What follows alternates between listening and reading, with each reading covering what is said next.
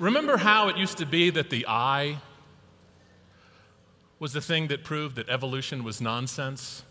I mean, how do you evolve an eye? Well, you're in luck, because I'm going to tell you. The first eye was nothing more than a dimple in the skin and appeared in the deep blue sea 500 million years ago. See, we can feel the warmth of sunlight, and so with a dimple, you could more accurately sense the shadow of a predator as it passed overhead. And then, as that dimple deepened, it closed and formed a pinhole, creating what they call a camera obscura, capable of revealing shapes and forms, albeit upside down and backwards. And then if a little piece of flesh gets caught in that little hole, the nearby muscles can push and pull on it, creating a lens, focusing the light into specific pictures. Add color perception 25 million years ago, and we now have 100 million light-sensitive nerve endings in each eye to read the incoming imagery. And yet, the eye remains a camera obscura. We see the world upside down and backwards. The brain simply corrects all that in the final act of seeing. And you may remember from grade school that our teachers taught us that each eye has a blind spot. Well, that's true.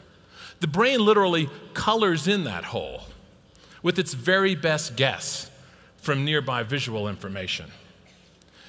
And now that I'm telling you this, you might notice that if you look down, you can always see a ghostly image of your nose right in front of your face. It's just that most of the time, for your viewing pleasure, the brain erases the nose from the world in front of you.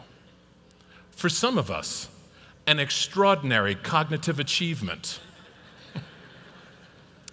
But this whole apparatus was built and designed 500 million years ago in the primordial sea.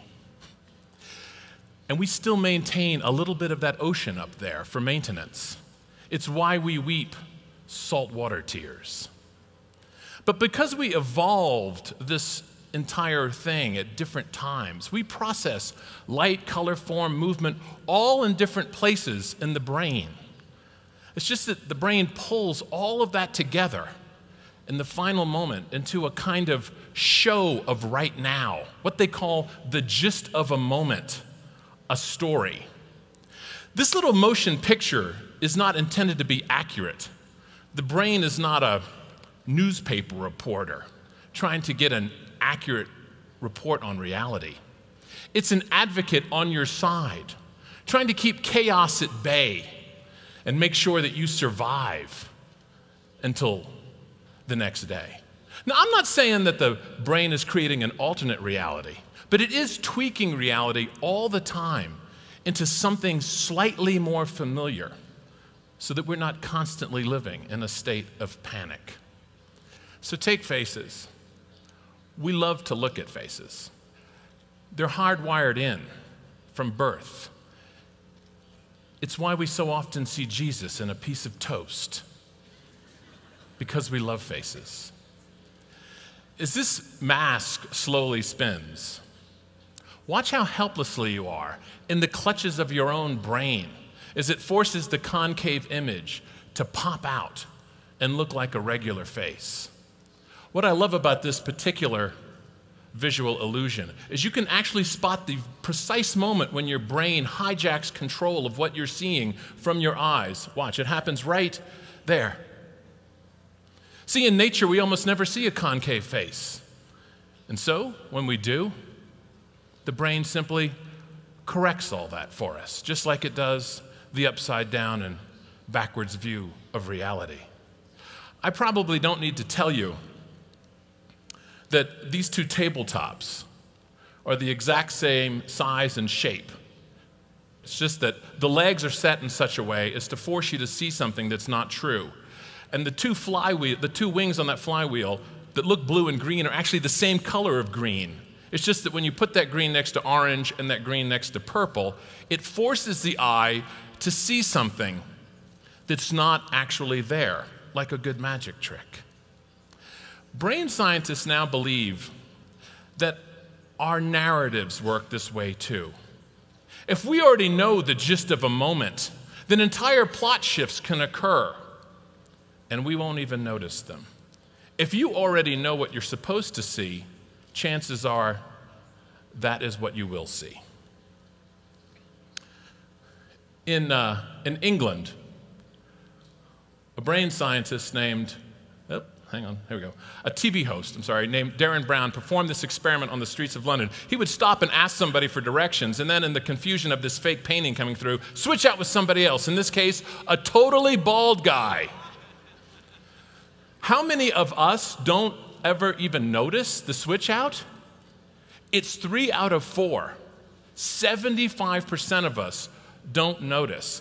And they think what is happening is that when the brain is confronted by a narrative that it can't make any sense out of, it simply rewrites the narrative immediately, creating a false memory that it was always a bald guy. Here is Darren Brown.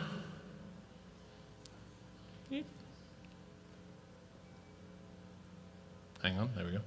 Here is Darren Brown, a tall Caucasian male.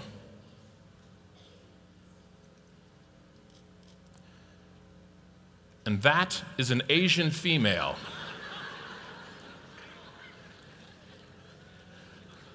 An aimless disorder rages behind our tidy narratives, and we are often comfortably unaware of it. How good is your brain at the cover-up?